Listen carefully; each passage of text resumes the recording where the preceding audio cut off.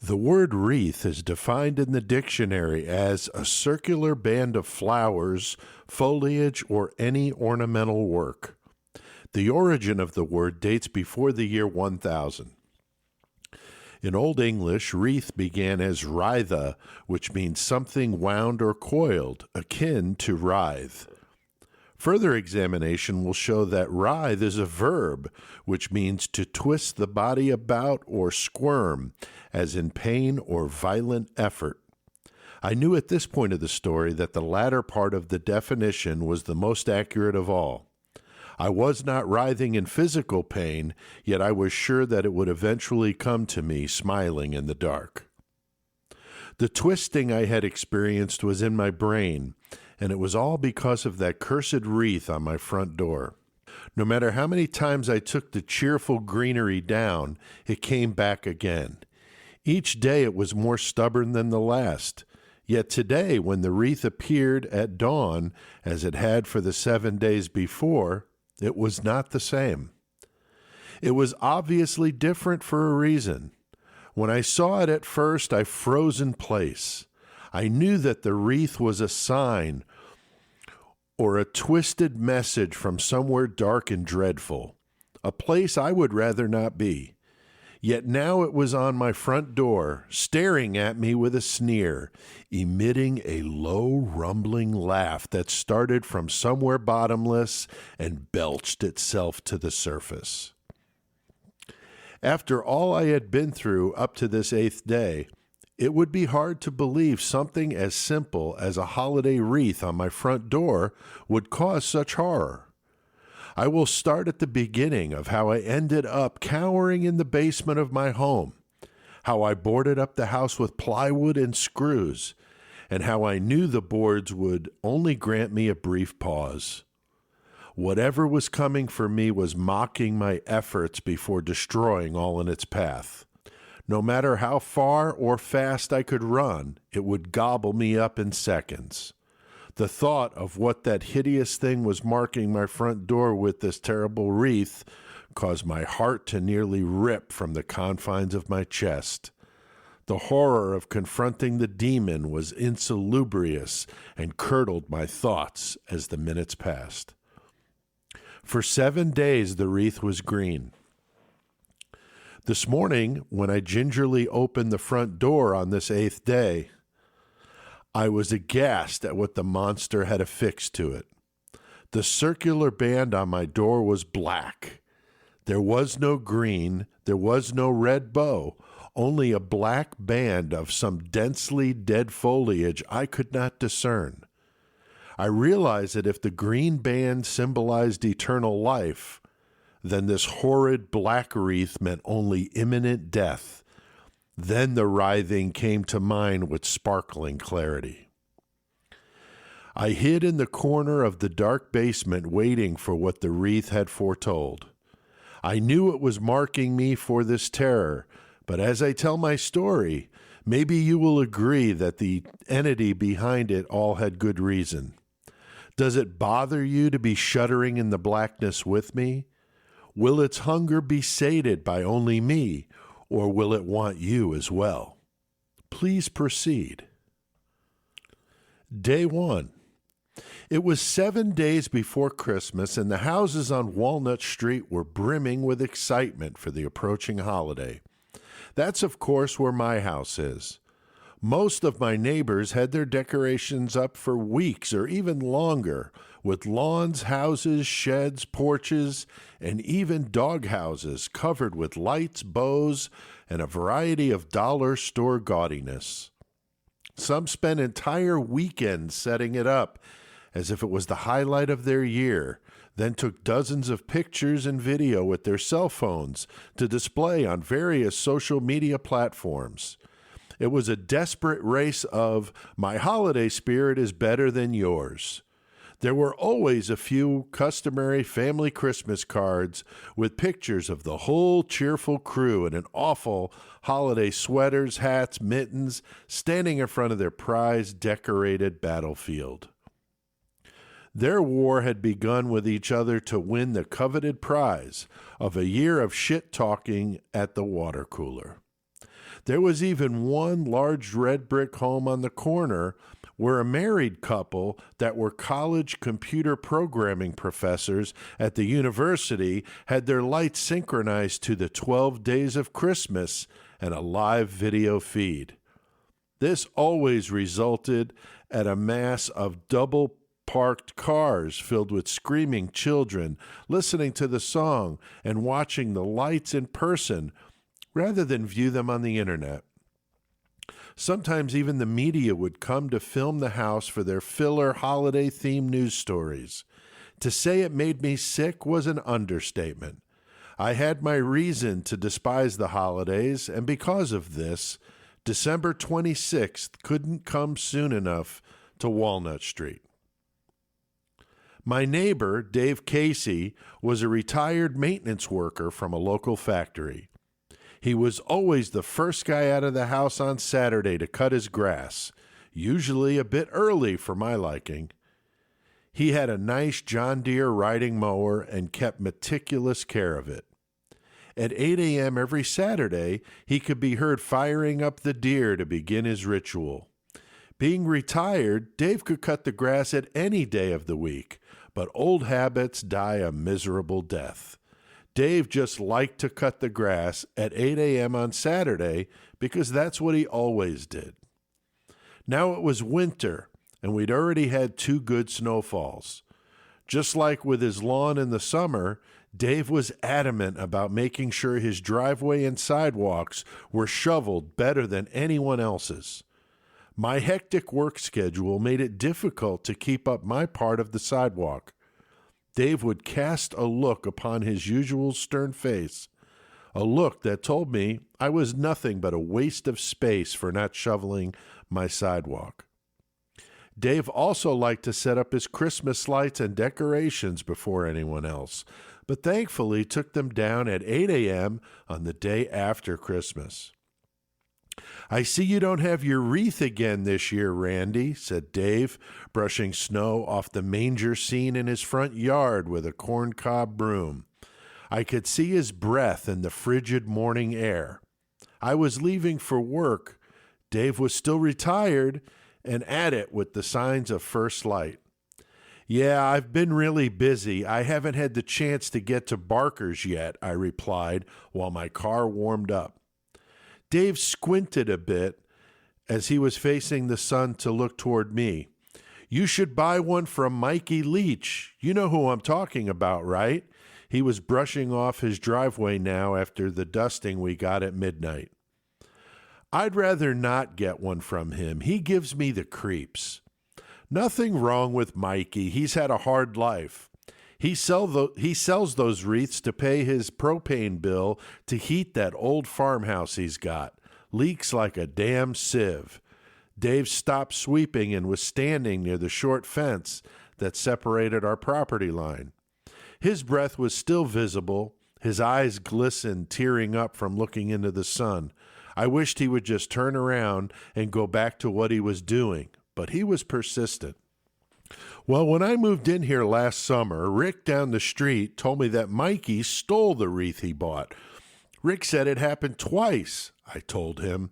I looked at my phone to check the time since I had an early appointment that day.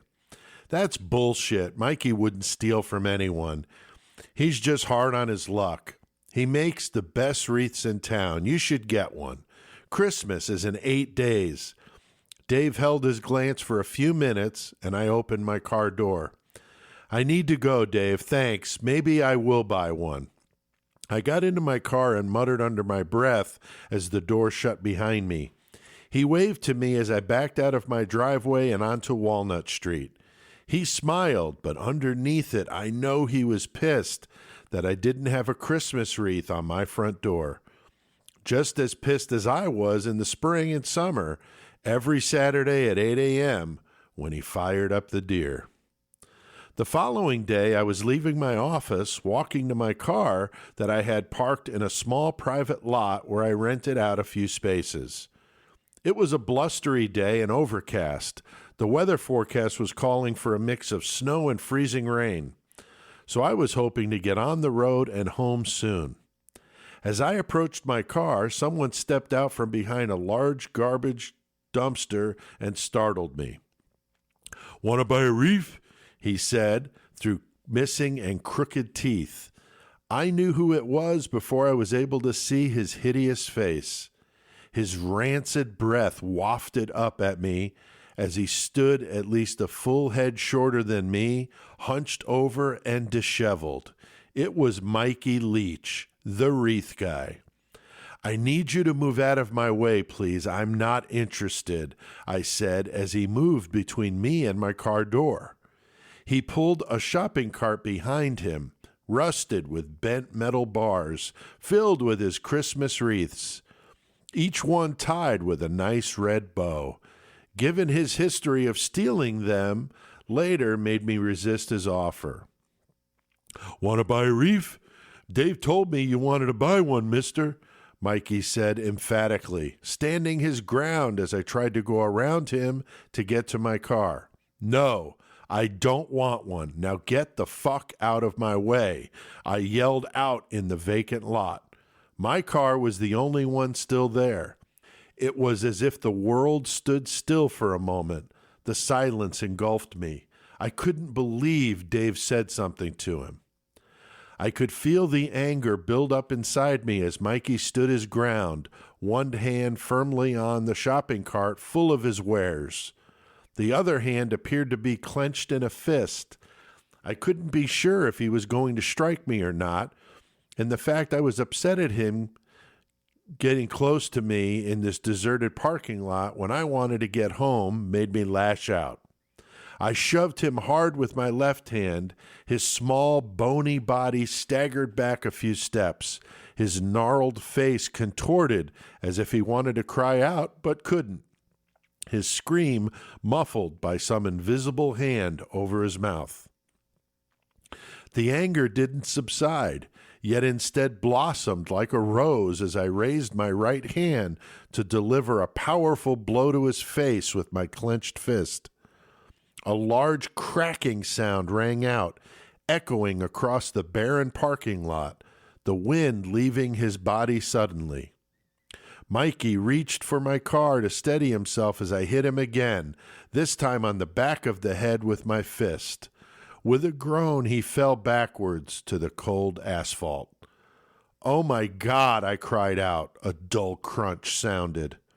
The back of Mikey's head hit the pavement hard and bounced up a few inches before coming to rest. He made no sound at this point. His body seemed like he was asleep. I stood frozen at his feet, not knowing if he were dead or alive. The fact that he didn't move made me think the worst. I was afraid to touch him and began to panic. Had I killed him? Would the police think it was self-defense, since his hand was balled up in a fist ready to strike me? I really didn't know. The only thing I could think to do was to get in my car and leave. I doubted that anyone had video cameras in this small parking lot. I put the car in reverse, backed out of my parking spot, and slowly drove away, not looking back at the body of Mikey Leach. I knew he was dead, but made pretend he was just lying there completely fine. Day 2. It was 6 days before Christmas, and I was getting coffee going that morning. I didn't sleep well at all after what happened the day before. I wanted to believe that Mikey was alive and well, selling his wreaths and stealing them back, only to sell them again. I wanted to check the local news to see if there would be any mention of his status. Looking out my kitchen window, I saw we had gotten a little more snow during the night. I was sure that Dave was probably outside tending to the manger, probably sweeping out the driveway and sidewalk. I saw a picture on my refrigerator of my 2 daughters, Janice and Julia, from a vacation we took together to Florida 2 years before. We were somewhere in Tampa on spring break from school. They were in 4th and 6th grade that year. It was only 3 months after my divorce with their mother. It had been a bad break, and Marla took half of everything. She, of course, also got the girls, my boat, the vacation cabin in the Wisconsin Dells, and the dog, Charlie. Thankfully, my financial planning business was doing very well, and I was able to downgrade to a smaller house, but still in a decent neighborhood. I couldn't stay in the Winchester Heights subdivision like she could. With her paycheck as an administrator of the largest county nursing home, my alimony payments, child support, and the inheritance she got last year after her father died from his long battle with lupus. It didn't hurt that she was also engaged to a guy whose father owned 3 Toyota dealerships in the Chicagoland area. Despite my situation, I had to admit that Marla got what she deserved from it all. I had been cheating on her for more than 10 years with a series of girlfriends that I kept on ice until I was able to justify getting away for a night here, a weekend there. I wasn't very good at keeping things from Marla since she trusted me more than she should have and never checked up on my claims of working late or taking care of a demanding client. She filed for divorce after she had been reading my text messages to Amanda, a woman 10 years younger than me who lived in a small apartment downtown. We met at a bar one night and had been seeing each other for 6 months or so before Marla caught on. It all came crashing down when I came home one day and the locks on the door were changed and my belongings stuffed into a 6x9 storage unit that I was already paying for. I stayed at a hotel until I could assess the depth of her anger with me. I knew she wasn't playing games, and admittedly, I knew she was right and I was wrong. As much as I was relieved to be away from Marla and all that nagging she did, even before my extracurricular activities began, being apart from the girls was difficult. Marla had them both convinced I was a terrible person, and maybe she was right after what I did, but I didn't like only seeing them every other weekend. I feared that as they got older, they would start to resent me for what happened, especially if they had bad relationships. I would be an easy scapegoat in a variety of situations that could come up. For now, I was making the most of it and trying to be as involved with them as possible. My thoughts went back to Mikey in the parking lot, wondering what happened and if he was alive or dead. I saw no mention of it on the local news, and after I drank 2 cups of strong black coffee, I put on my coat and made my way to the garage. "I see you got smart and bought one from Mikey this year," Dave said, standing in his driveway, brushing the snow off his John Deere after using it on the driveway. He was smiling and using his left hand to blot out the bright morning sun. I turned around as my garage door was closing, my car warming up in the driveway. He was right. There was a large Christmas wreath on my front door. I didn't buy one from Mikey and had no idea how it ended up there. The last I saw of his wreaths were in the shopping cart he dragged around. Without hesitation, I walked to my front door, opened the storm door, and pulled the wreath from my door in anger. Evergreen needles went in every direction. I was sure Dave or one of the other neighbors was messing with me about it, but I wouldn't give them the satisfaction. I tossed it into one of the garbage cans outside and made my way to my car. I didn't make eye contact with Dave as I opened my car door and sat down inside. Taking a deep breath, I put the car in reverse, not looking in Dave's direction, and pulled onto Walnut Street to go to work. In the back of my mind, I wondered if it was possible that Dave knew what happened during my encounter with Mikey the day before.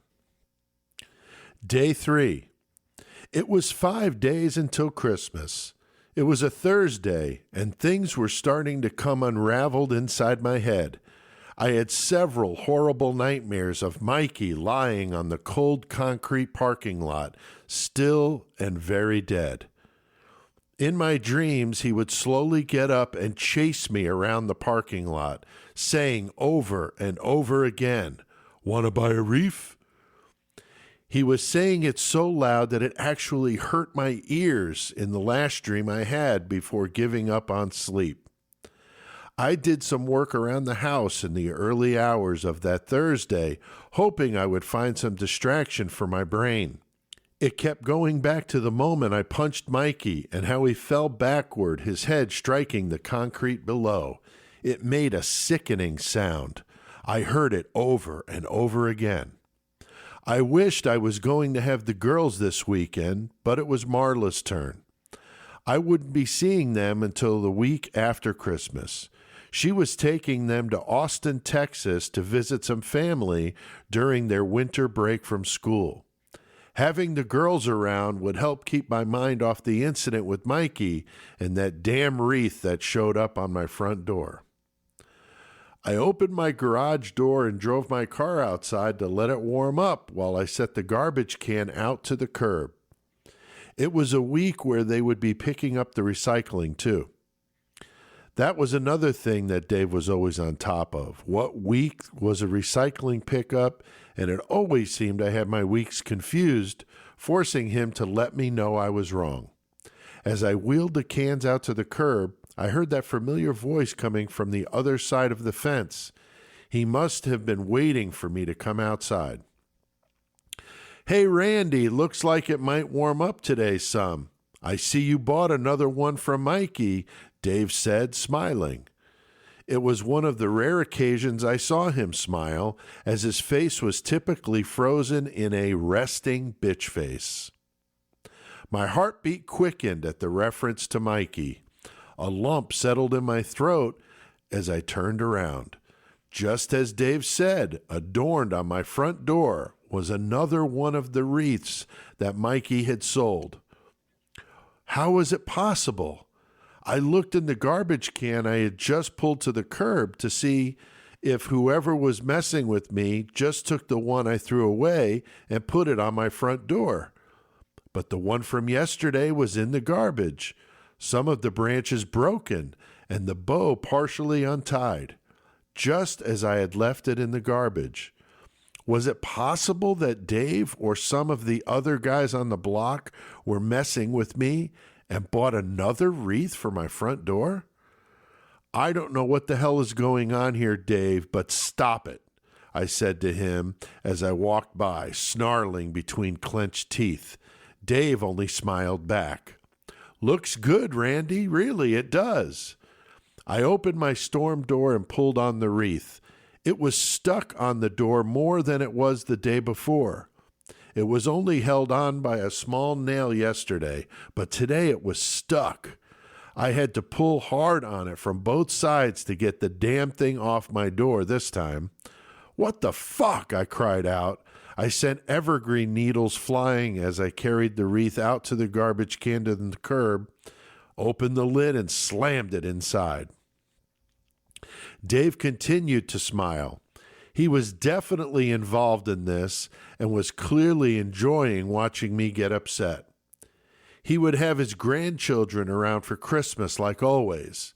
Now that would add to the sting, seeing his children and grandchildren playing in the snow outside while I sat alone, wishing my girls were here with me and not in Austin this year. I rolled down my window as I backed out of the driveway.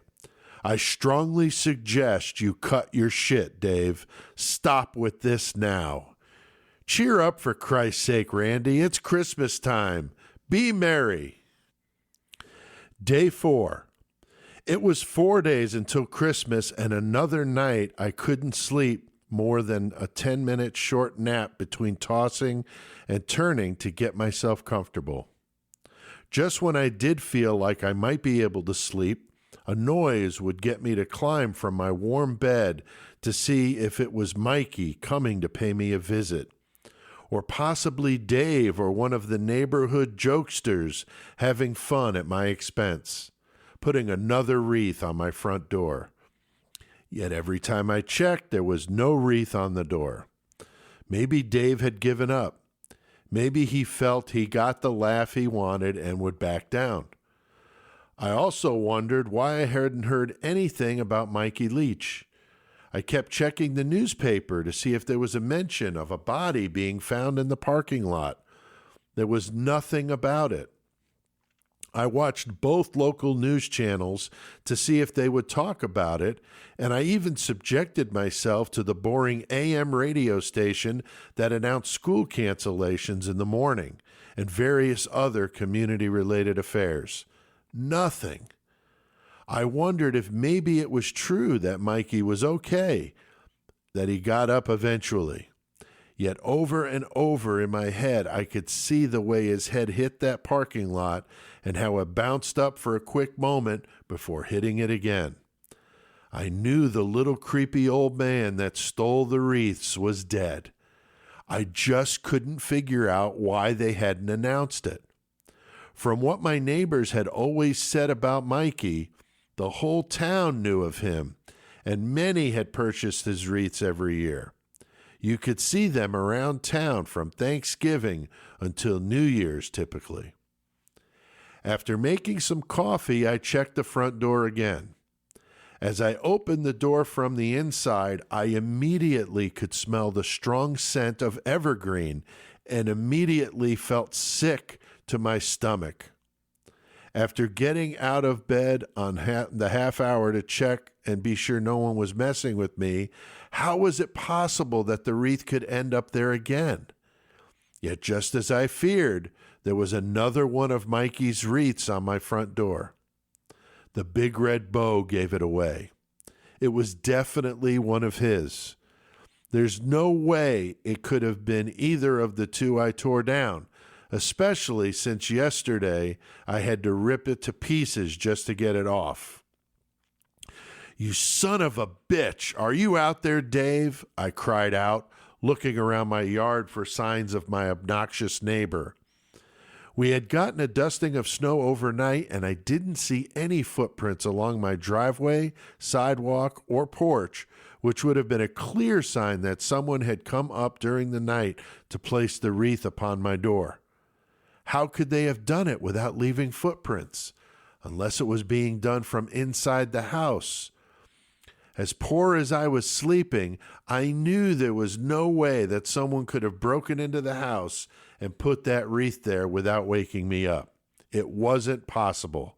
Yet, affixed to my front door was the perfect circle of evergreen bows that made the Christmas wreath. I grabbed a hammer from my kitchen counter, where I had set it the day before while doing some work around the house. I stood there in the doorway, hacking at the wreath, knowing the only way to get the infernal thing off was to rip at it with the claw side. Just as I figured, the wreath was more stubborn to get off than the day before. Sweat poured from my face as I pried and pulled at the wreath, the eternal circle upon my front door. I looked for a brief moment outside and saw Dave out of the corner of my eye, sweeping his damn driveway clear of the dusting we got. I couldn't see if he was smiling or not, but I knew he was. He was probably laughing out loud at this point, knowing he's got to me. He probably thinks he's a real riot that I'm gouging my front door, the one that cost me $800 to replace when I moved in. After nearly 20 minutes, the wreath was a pile of evergreen needles and branches. The red bow was there, untied and adding color to the mess. I quickly swept it up and threw it into the garbage can in my kitchen before I got dressed and left the house for work. It was Friday, and I wondered what it was going to be like being home all weekend with this horrible business going on. As I backed out of the driveway, I didn't even glance over toward Dave's house. I wouldn't give the bastard the satisfaction. Day 5. It was 3 days until Christmas. I did what little sleeping I was able to get on the couch in my living room. If Dave or one of the neighbors was putting the wreaths on my door, I was planning to catch them in the act. At this point, I don't know what I was planning to do if I did catch one of them. My nerves were frayed to the point of snapping in half. The fact I had such little sleep the past few nights was taking its toll in more ways than one. I missed the girls calling me last night since I was nodding off as soon as I got home from work. As tired as I was, getting a full 8 hours of sleep sounded heavenly right now. I had a .38 revolver shoved under one of my couch cushions just in case. I didn't plan on ever using it for home protection, but that is what the original intent was. Whether I could pull the trigger on another living creature was unknown. I'd like to think I could if I really had to do it, but I wasn't sure. Right now, my mind was so filled with confusion and contradiction that I wasn't sure that I wouldn't just put the gun to my own head and pull the trigger. Having checked the front door every hour since I got home from work yesterday, I was confident no one had put a wreath on it. I don't know how they could have. I was going from window to window in my house, looking out to see even the slightest sign of someone coming over to put a wreath on my door. I saw no one. Even a neighborhood cat who sometimes comes into my backyard to try and catch birds that eat from my feeder had stayed away.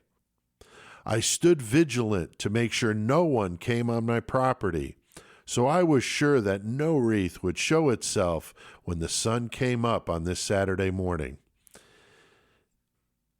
If it were spring or summer, I'm sure Dave would have been there getting the deer ready now at 7:15 a.m. I stood at my front door from inside the house. My hand was shaking slightly as I tried my best to steady it on the doorknob. No matter how hard I tried to concentrate to keep my hand still, my frayed nerves were winning, and my fingers and hands were jittery as soon as they touched the brass knob. I kept telling myself that there was no way possible there was a wreath on the door this morning. The sunrise would not shine its light upon a circle of evergreen with a bright red bow on this day. It wasn't possible. In one sudden movement, I pulled at the doorknob and felt a rush of cold air across my face as the door opened inward. As soon as it brushed past my face, even without looking, I knew the answer. I knew that familiar smell of pine without having to spend a second to guess at what it could possibly be. As my head moved to the right, so my eyes could gaze upon it, I saw a figure standing outside near the fence of my property. It was Dave. He was standing there with both gloved hands on the fence in a casual pose, his heavy winter coat bundled up tightly to his neck, and a John Deere baseball cap perched on his head that was tilted slightly to one side. He was smiling ear to ear, the most I'd ever seen him smile since moving in 2 years ago. Once again, there was a wreath upon my door. It was just like the other ones that had been placed there. I reached for it with my bare hands and jumped back when the needles of the evergreen jabbed into my skin like tiny spears, drawing blood instantly. It was as if the wreath was alive and biting at my hand. I quickly slammed the door and engaged the deadbolt, as if I was protecting myself from the cursed wreath that somehow appeared back on my front door. Small droplets of bright red blood trailed behind me on the ceramic tile floor of the hallway and foyer. I began to frantically look out my living room windows to see if anyone was outside. Dave was not where he had been standing. There was no movement outside at all. The last thing I remember was going into my kitchen junk drawer for a book of matches that I kept. Day 6. It was 2 days until Christmas. I was able to put the fire out before the whole house went up. I'm sure Dave was watching it all play out from his side of the fence like always. He had to have seen the smoke billowing out from around the storm door as I lit the front door on fire. I had enough. I set it ablaze to be rid of that damn Christmas wreath for good. If pulling it down from the door and throwing it in the garbage wasn't enough, then I'd be sure to cleanse myself of the curse and burn it to ash. The door smoldered through the night, but the fire appeared to be out now. The sun would be up in about 10 minutes, and I wanted to revel in the fact that I had beat them. I burned the door that was now off and set on the back porch for the time being.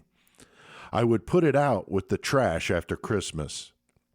It was Sunday, and there wasn't much more I could do about the door or what little was left of the wreath I had set on fire. The house was freezing cold, despite the fact I turned the heat up as high as it would go. I was able to put up 2 heavy comforters in the opening with a screw gun to help keep the frigid December air out. It helped, but I could still see my breath as I exhaled, shivering in the kitchen with the oven on to help warm things up. At 7:15 a.m., I walked down my hallway, bundled up and shivering in the cold morning air. I knew that the blankets were the only thing covering the opening, but I had been fooled by the wreath before. I had to see for myself as the sun came up. I grabbed hold of the blankets from the right corner and paused for a moment, taking a deep breath before I yanked them down as hard as I could muster. The shock that washed across my face tingled like 1,000 pinpricks across my skin. Behind the blanket was another wood front door, just like the one I had burned and discarded only hours before. My head was spinning in disbelief as the door that was there as if nothing had happened to it. How was that possible? Who was behind the madness? I began to realize that it couldn't be Dave doing this to me. How could the retired maintenance worker replace a front door in total silence in the early morning hours? How would he be able to sneak on the porch and replace the wreath every morning and not be detected? It made no sense at all. My hand shook uncontrollably on the door handle, knowing that I had to see what was on the other side of the new door that somehow had been replaced. To my horror, centered on the door, above the knob was a Christmas wreath, one of the same that Mikey Leach sold with the bright red bow. Day 7. It was the day before Christmas.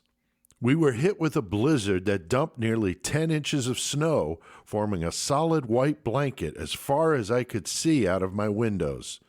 I decided not to bother going into the office due to the roads, but also because people aren't usually too interested in financial planning around Christmas. Usually they're doing their best to destroy any financial planning by spending more than they have and piling up the credit card debt. For me, that's job security. Dave was outside on the deer plowing the driveway at 8 a.m., like always. I could hear the muffled sounds. I gave up on the front door. I decided to abandon the first floor and move myself down to the basement. The single-story house of mine offered no other place to hide, and so the basement would be my hill to defend to the bitter end. I knew that it would be a bitter, brutal end with the way things had been going. I had about 2 days' worth of batteries in my house, so I was able to bring the radio with me, and unless the power went down with the storm, I could keep my phone charged and stay in contact with the outside world. I had a couple gallon jugs of water and some canned goods just in case, but I didn't expect to live long enough to need much. Who would care of my plight? Who would understand and not think I was insane, rambling about a front door that replaces itself and a wreath that shows up every morning at dawn, firmly planted on said door? I managed to bring an old spiral notebook I found in my bedroom closet and a couple of pens down to the basement so I could write what you are reading right now. This way, after my inevitable horrible end, maybe someone will understand what happened and be able to learn from it. I'm not sure what, but it makes me feel a bit better to write it down, though reading it back makes me sound more insane as the days tick by. As the sun goes down on Christmas Eve, I wonder what tomorrow will bring. Tomorrow will mark 8 days since the wreath first appeared on my front door and this madness began. Part of me wants to just curl up in a ball and wish that none of this happened, hoping that whatever evil was at play would go away and let me live the rest of my life. But what sort of a life would it be having to wonder if someone would come get me when I was least expecting it? Sleeping with one eye open didn't sound like a good way to exist. Another part of me was interested to see what the front door would look like as the sun came up on Christmas morning. For some reason, I figured that it would be the day of reckoning for whatever dark forces were at play. I didn't know if I would even have the fortitude to venture out from the basement, having put the couch, love seat, and kitchen table and chairs in place to barricade the door. I used plywood and some screws to cover the windows and the sliding glass door off the kitchen. Thankfully, I had a lot of it from a school play that Julia was involved in. I had volunteered to help make the sets. I had enough to cover all of the doors and windows, and I felt as secure as I could. Yet I wondered if curiosity would get the best of me and I would still go outside to see what the front door looked like in the morning. Something in the back of my mind also wondered if I would be dead by dawn. Day 8. It was finally Christmas morning. If you've been reading this from the beginning of my story, you already know what happened to the wreath on my front door. Yes, curiosity won out, and I did manage to gather the courage to climb the stairs from the basement and move quietly behind the bushes that surrounded the house to see what the front door looked like as the sun came up. Thankfully, Dave was nowhere to be seen. There were 3 cars in his driveway with Ohio plates, so it must have been a good time at his house today with the grandchildren opening presents. I did think of my girls doing the same thing in Austin, enjoying their Christmas morning without me.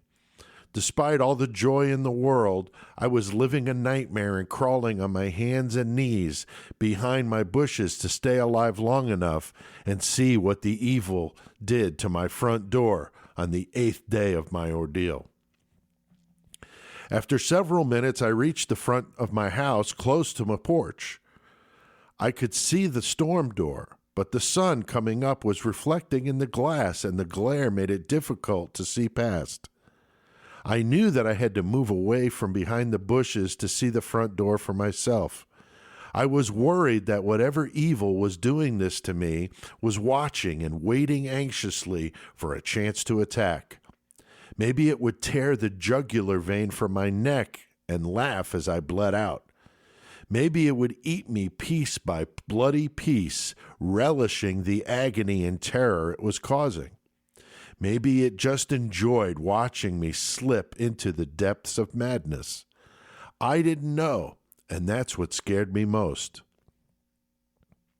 In a burst of bravado, I stood up and quickly moved to my front porch. I didn't look over to see if Dave was outside and watching me. I didn't care about him at this point. I knew whatever was behind all of this was far worse than my annoying neighbor with nothing better to do. I opened the storm door within moments and felt my knees get weak when I saw that the horrible black wreath was on my door.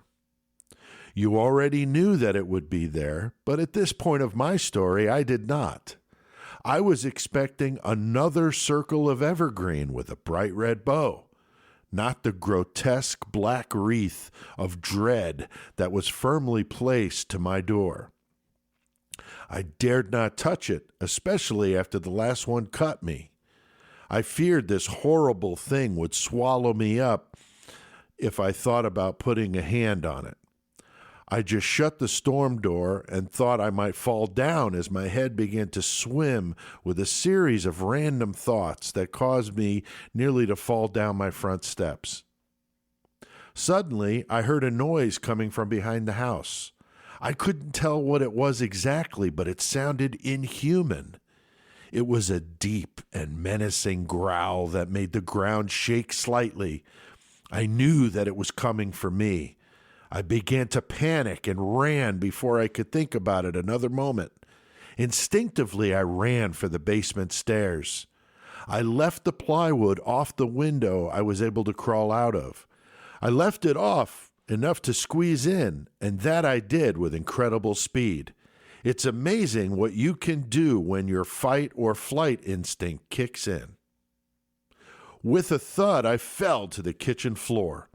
I quickly grabbed my screw gun and put 2 screws into the bottom of the plywood to secure it back into the opening. I could hear the growl again coming from the outside, but I couldn't tell what direction it was coming from. It almost seemed to be emanating from every direction. It was horrible. I heard a scraping sound in the rhythm that I wasn't sure what it was. I knew whatever the noises were, they were inhuman and ready to destroy me. I was paying for my misdeeds, namely killing poor Mikey Leach 8 days ago in the parking lot. I was sure of it. Then I heard something that sent chills across my body, leaving a sea of goosebumps in the wake. "Want to buy a reef? Want to buy a reef, mister?" I heard that voice again. It was him. I knew it was him coming to avenge his death. I stood frozen for a moment, but then that's when the pounding started on the side of the house. First it was in the back, then the front, then it was coming from all 4 sides at once. The pounding was deafening. "Want to buy a reef, mister?" the voice called out once again. It was hoarser than when I heard it that day in the parking lot. It sounded like a voice of the undead. It was the undead coming to get his pound of flesh, my flesh. I made for the basement stairs and shut the door behind me, bounding the steps 2 and 3 at a time. I ran to the corner where I had been hiding and knew my time was short. All I could do was wait and write in the notebook what happened to this point, so someone could find it later after I was gone. I knew that the evil was coming for me and wouldn't leave until I was ripped to pieces. The infernal pounding went on for hours, it seemed, but time was no longer a concept that I could fathom. Then I heard a slithering noise that started out quiet, but then got louder and louder. It sounded like it was coming from the stairs, but I couldn't see in the darkness as the battery started to go out in my flashlight. Then I felt something cold grab my leg, then my left arm, and then something started to wrap around my neck. I began to scream, but no scream would come out. Suddenly, I was being pulled in multiple directions, and in a haze of madness, everything suddenly went black. 1 year later. If you're reading this, then my job is done. I was hoping that someone would find it after I was gone. My name is Zev Brooks, and I was the police officer first to respond to the incident on Walnut Street last year on Christmas Day. We got a call from a concerned neighbor who said there was something going on at the house next door and asked if we could send someone to check it out. I was a rookie and got stuck working Christmas Day along with a few other guys. I was driving my squad car near the scene and responded to dispatch to let them know I would go have a look. What I saw when I arrived was not what I expected. Usually those calls lead to nothing much. Maybe a teenage vandal breaking into a house when a family is on vacation. Or possibly a family of raccoons in the garage. But that's not what I saw. The neighbor who made the call came over and explained that he had been seeing the owner of the home acting very strange for about a week, and that he was doing all sorts of crazy things, like lighting his front door on fire and boarding up the windows. Then he claimed to have seen him running around the house early in the morning.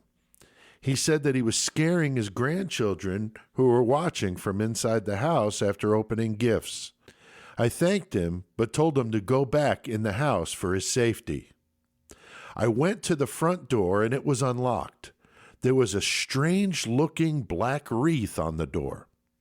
I thought it was odd, but I've seen a lot stranger things during my year in the police department. As I opened the door, there was a bundle of black branches going through the door and across the floor that I had to step over. I'd never seen anything like that. I called out for the owner. His name was Randy. I got no reply. I followed the branches as they made their way down the hallway and to the basement stairs. The door of the basement was torn in half as the maze of branches made their way through it and down the stairs. I called out once again for Randy and got no response. As I made my way gingerly down the stairs, careful to not trip over the branches that nearly covered them, I took out my flashlight in the dark basement. What I saw still gives me nightmares today. In the middle of the floor was a body in a spread eagle position. It appeared to be a male, which I assumed was Randy. The black branches had him by the wrists and by each ankle, pulling him tightly to where he was barely touching the floor. His face was contorted into a scream, and his eyes were open wide, and upon close inspection were also penetrated by the branches. There was a dark pool of blood coming from beneath the body, which appeared to be fresh, as if the horrible event had just occurred. I had never seen anything like it in my life, not even in a movie. I found a spiral notebook on the table next to the body and began to look at it. It appeared to be a journal of the days that led up to Christmas. I put the notebook in the pocket of my coat before anyone else showed up.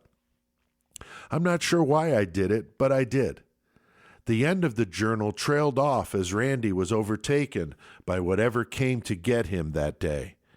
I had to write in the last few lines the best I could surmise by what I saw. Suddenly, a noise came from the body. It was inhuman and faint, but I shined my light at it and saw Randy's face was moving slightly. He was still alive on the floor, being pulled apart by the branches. "Burn the house down, please, burn it down. Stop this from happening again," he said, at barely above a whisper, yet determined. Conveniently, there was a can of gas and a large grill lighter next to it. There was also a .38 revolver on the floor. I don't know why I did what Randy asked me to do, but after seeing it, I couldn't bear to let this happen to someone else. So I splashed gas all over the basement and up the stairs, but not until after I shot him in the head with his .38 to end the suffering. Standing at the front door, I lit the trail of gas and let the house burn for a few minutes before calling the fire department. After reading the journal, I realized the full extent of the story. I understood what madness had come to visit Randy that day and how I am now thrust into the plot. I didn't think much of lighting the house on fire or putting a bullet into his head. After seeing what that awful black wreath did to him, I would do it again if I had to. I did my best not to think about Randy and what I saw that Christmas day on Walnut Street. I had horrible dreams for months. It wasn't until 8 days ago that the whole dreaded day came back to me in garish fashion when I woke up to find a wreath upon my own door. Just like Randy, I tore it down and threw it away. I'm Jewish and don't celebrate Christmas, so it was not something I would have purchased. Yet the following day, another was in its place. This went on for 8 days, just like the journal said, culminating with a black wreath on Christmas morning. I wondered if the significance of the 8 days of the wreath was related to the 8 days of Passover. That's a Jewish holiday I know more about, and thought maybe in some sick way it was a contrast to the lamb's blood found above the doors of the faithful, marking their homes to be passed over. Instead, was the black wreath on Christmas morning a mark of impending doom? I believe it was related to that, but I could not be sure. In some ways it seemed far-fetched, but so did the rest of the madness I had endured to this point. I typed out the journal from Randy so it would be easier to read for years to come, and added this last installment so someone would understand. I think I made whatever evil came to Walnut Street last Christmas now choose to visit me. I believe that lighting the house on fire angered it in some way, though I was not able to destroy the dark forces like Randy hoped I would. I will sign off for now. I'm leaving my tablet with this file open on the side table next to my bed. I'll be hanging from the bedpost and dead by the time someone reads this. I just hope that I can get it done before those horrible black branches come looking for me.